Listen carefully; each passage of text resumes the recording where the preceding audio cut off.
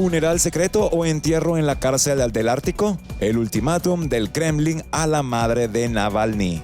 Hola, ¿qué tal están? Hoy vamos a hablar de un tema que ha conmocionado a todo el planeta.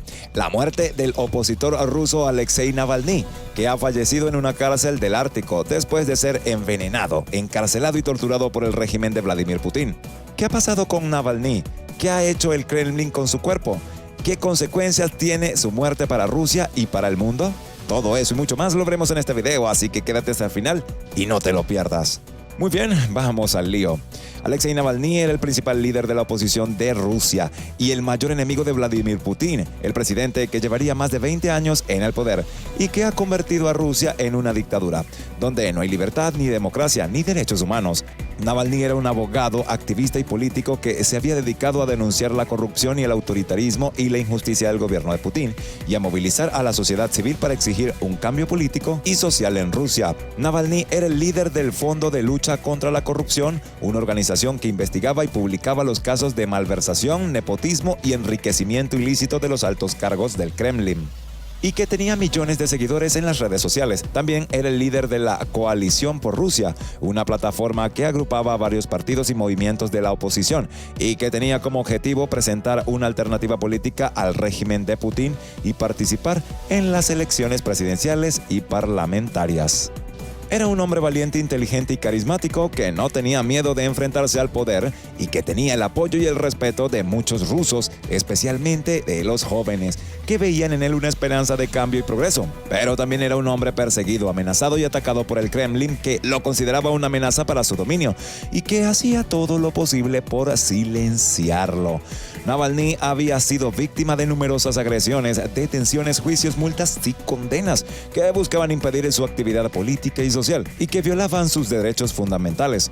Había sido acusado de varios delitos falsos como fraude, evasión fiscal, difamación, extremismo y espionaje, y había sido inhabilitado para presentarse en las elecciones, por lo que no podía competir con Putin por la presidencia. También había sido encarcelado varias veces por periodos de entre 15 y 30 días por organizar y participar en manifestaciones pacíficas contra el gobierno, que eran reprimidas violentamente por la policía. Pero el ataque más grave que sufrió Navalny fue el que casi le costó la vida. El 20 de agosto de 2020, Navalny fue envenenado con el agente nervioso Novichok, una sustancia química muy potente y muy peligrosa, que solo pudo ser fabricada y utilizada por el Estado. Fue envenenado durante el vuelo de Tomsk a Moscú, donde iba a continuar su campaña electoral por las elecciones regionales, en las que apoyaba a los candidatos de la oposición.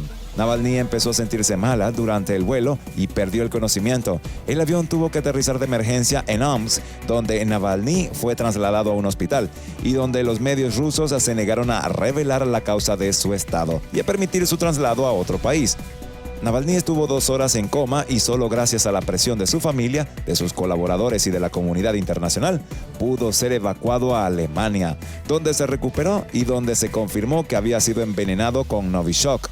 Navalny acusó directamente a Putin de ser el responsable de su envenenamiento y de intentar asesinarlo. Putin negó cualquier implicación y dijo que si hubieran querido matar a Navalny, lo habrían hecho. Navalny, lejos de rendirse o de exiliarse, decidió regresar a Rusia para seguir con su lucha y con su proyecto político. El 17 de enero de 2021 aterrizó en el aeropuerto de Moscú, donde fue detenido por la policía, que lo acusó de violar las condiciones de una condena suspendida que le habían impuesto en 2014 por un caso de fraude que él siempre negó y que siempre fue considerado como una farsa por el Tribunal Europeo de Derechos Humanos. Navalny fue llevado a una comisaría y al día siguiente fue juzgado en una audiencia improvisada y sin garantías, que tuvo lugar en el mismo recinto policial y que fue transmitida por internet. Fue condenado a 30 días de prisión preventiva y posteriormente a 2 años y medio de cárcel por un tribunal que confirmó la sentencia suspendida de 2014 y que no tuvo en cuenta el tiempo que Navalny había pasado en arresto domiciliario. Fue trasladado a una cárcel del Círculo Polar Ártico, conocida como la más dura y la más fría de Rusia, donde sufrió un deterioro de su salud y no recibió atención médica adecuada. Navalny padecía de dolores en la espalda y en las piernas que le impedían caminar y dormir y que podían deberse a los efectos del envenenamiento con Novichok o a las torturas que le habían infligido en la cárcel. También sufría de fiebre y de tos, que podrían ser síntomas de una infección respiratoria o de un contagio de coronavirus, que se había extendido por la prisión. Navalny solicitó varias veces que le permitieran ver a un médico de su confianza y que le trasladaran a un hospital, pero las autoridades se lo negaron y solo le ofrecieron analgésicos y antibióticos. Decidió iniciar una huelga de hambre para reclamar su derecho a una asistencia médica adecuada y para protestar por su situación. Navalny estuvo 24 días sin comer y perdió más de 15 kilos de peso. Su estado de salud se agravó y los médicos que le seguían desde afuera de la cárcel advirtieron que podía morir en cualquier momento por un fallo cardíaco o renal. Fue trasladado a un hospital penitenciario donde le administraron una solución de glucosa que le hizo recuperar algo de fuerza, pero que no le resolvió sus problemas de salud. Navalny decidió poner fin a su huelga de hambre después de que los médicos le advirtieron que podía sufrir daños irreversibles en su organismo y después de que sus seguidores le pidieran que no arriesgara su vida. Navalny agradeció el apoyo y la solidaridad de todos los que se habían movilizado por su causa y dijo que seguiría luchando por su libertad y por la de Rusia. También pidió perdón a su madre y a su esposa, a sus hijos y a todos sus amigos por todo el sufrimiento que les había causado y les dijo que los quería mucho y que esperaba volverlos a ver pronto. Pero Navalny no volvió a verlos. El 23 de febrero de 2024, Navalny falleció en la cárcel del Ártico a los 45 años de edad por un paro cardíaco. Así lo anunció el Servicio Penitenciario Federal de Rusia, que dijo que Navalny había muerto de forma natural y que no había indicios de violencia o de envenenamiento. El Servicio Penitenciario Federal de Rusia también dijo que había entregado el cuerpo de Navalny a su madre, pero que le había dado un ultimátum para que aceptara un funeral secreto o que enterraran al disidente en el mismo penal.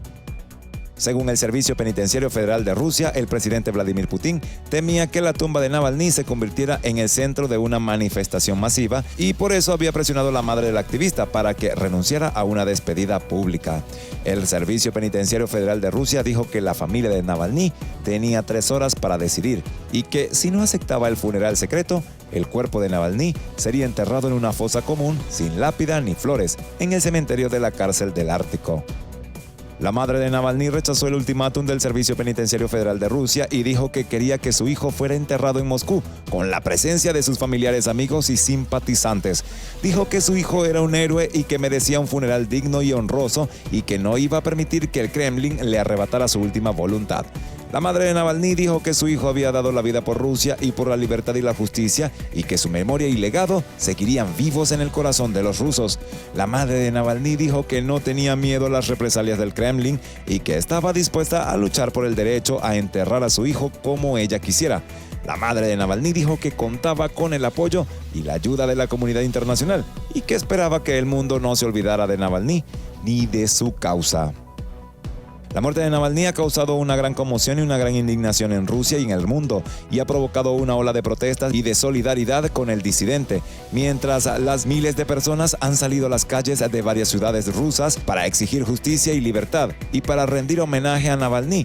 Los manifestantes han coreado consignas como Navalny vive, Putin asesino, Rusia sin Putin o libertad para Rusia. La muerte de Navalny ha sido un golpe duro para la oposición y la sociedad civil rusa, que han perdido a su líder y a su referente, y que se enfrentan a una situación de presión y de incertidumbre, pero también ha sido un desafío y una oportunidad para continuar con su lucha y con su proyecto, y para mantener vivo el espíritu y legado de Navalny. Y muy bien, esto es todo por hoy. Espero que les haya gustado este video y que hayan aprendido algo nuevo. Si es así, no olviden dar like, suscribirse, activar la campanita de notificaciones para que no te pierdas nuestro contenido. Muchas gracias por tu atención y nos vemos en la próxima.